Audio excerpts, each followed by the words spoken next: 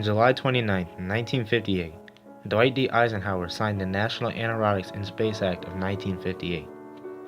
After several Soviet accomplishments in the conquest of space in the 1950s, the United States decided to take a stance to show American dominance in all areas tactically and physically by creating the National Aeronautics Space Administration, NASA, to control and maintain their own organization for space travel. Because of the large amount of early successes created by NASA, the space race became much more intense. This event was also the turning point for Americans in both the space race and everyday life, as we can still see its effects today. Beginning in the mid-20th century, the Cold War was a time for military and political tensions, mainly between the two powerhouses, the Soviet Union and the United States. Previously, the United States joined an alliance called the North Atlantic Treaty Organization.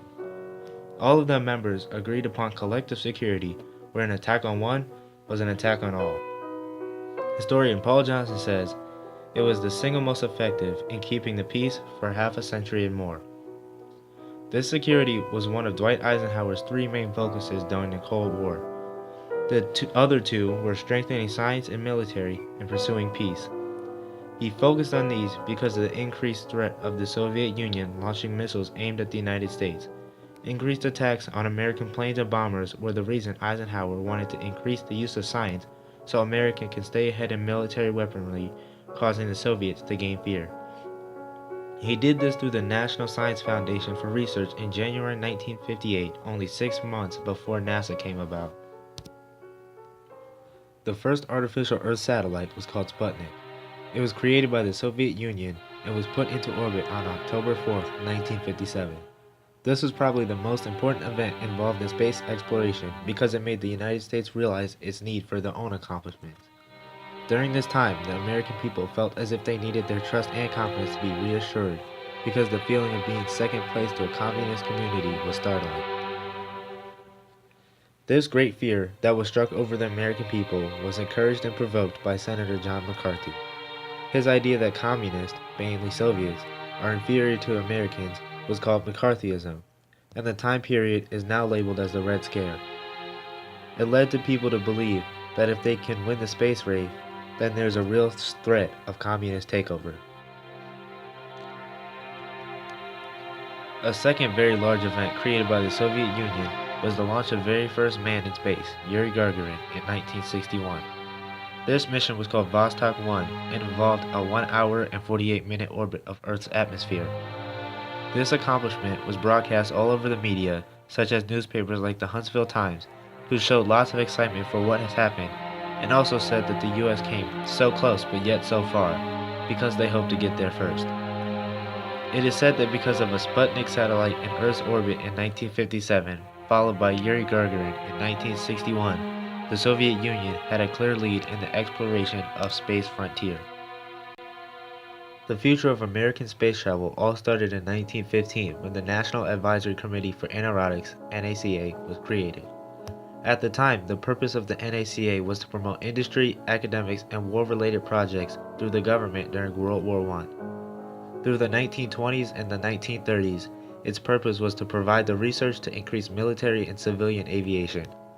Later on, during World War II, it helped maintain the power and engineering for American bomber planes.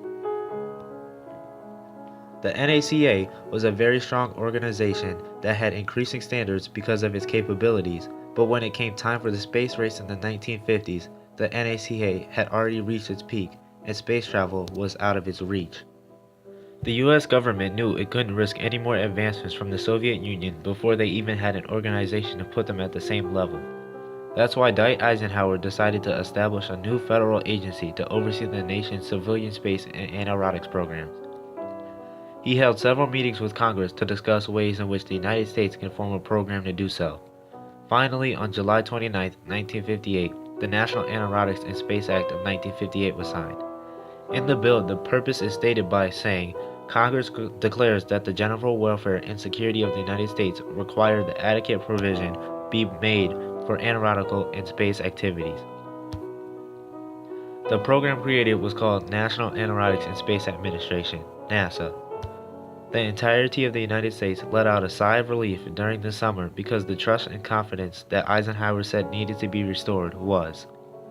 It is now clear that the United States had created a turning point in the space race as they created NASA. It didn't take long for NASA to get to work as it became operational on October 1st, and 10 days later, they launched their first spacecraft, Pioneer 1. For the next 5 months, because of a lack of enthusiasm from the so-called lame duck President Eisenhower, the two sides combined had a total of 2 launches, both of which caused no spark.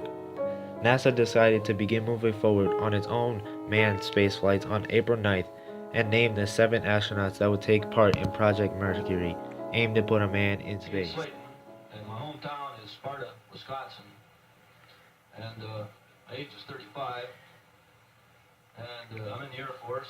As far as my motivation is concerned, I feel that this is the future of not only this country, but the world. We've gone about as far as...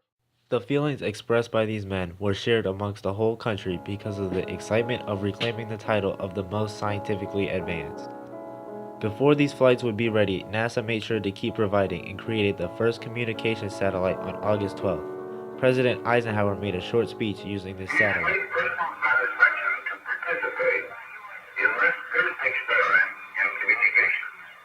Involving the use of the satellite balloon known as ECHO.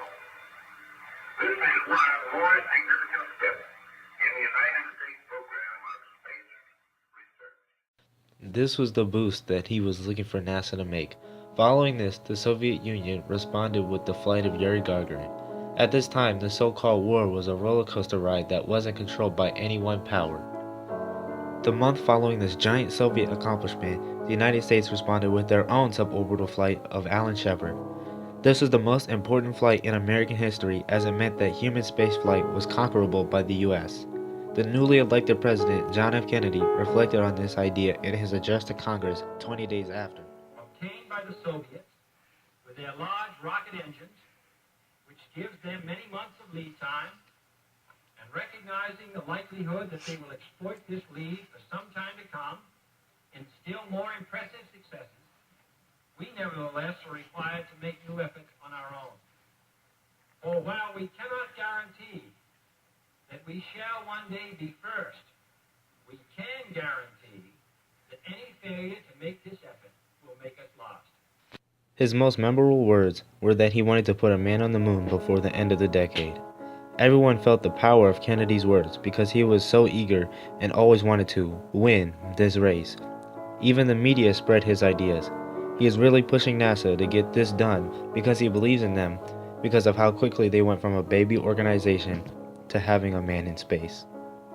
After changing the direction of fortune during the intense years of the space race, NASA continued to strive to achieve what Kennedy wanted. There was less pressure now because the new president, Lyndon B. Johnson, realized that now he needed to use expenses for the Vietnam War. Space travel was now at free will with no fear of competition. However, NASA did end up putting a man on the moon before the decade ended as Kennedy wanted. This was achieved through Gemini and Apollo projects. The Gemini projects were to test to see how safe it would be to send a man to the moon. After 12 successful Gemini missions, NASA decided to get started with the Apollo project, which involved the actual sending of astronauts to the moon. On July 20th, 1969, Neil Armstrong, Michael Collins, and Edwin "Buzz" Aldrin became the first humans to walk on the moon. This was obviously a very triumphant achievement for NASA and for the country. The city of New York held a parade to celebrate the 3 men involved in the mission. The famous words, "One small step for man, one giant leap for mankind," came from this journey and represented what this flight meant for the future of space travel. Leading up to this flight and following it, tensions had thawed out, but the official end of the space race came when the Soviets and Americans had a joint mission called Apollo-Soyuz mission on July 17, 1975. They launched from 2 different sites but came together while in space to have lunch and conduct experiments. Before the United States had a program to organize and conduct space-related experiments, the Soviet Union had taken over this frontier with the launch of Sputnik 1. In response to this situation, President Eisenhower met with Congress to create such an organization called NASA, which astonishingly stood in the way of more Soviet accomplishments by doing them first. Other than having the first man in space, the Soviet Union was beat up by the will and determination of NASA. This stance opened doors that led to the future, which now includes radio satellites, weather satellites, and hurricane trackers, all because NASA came to be.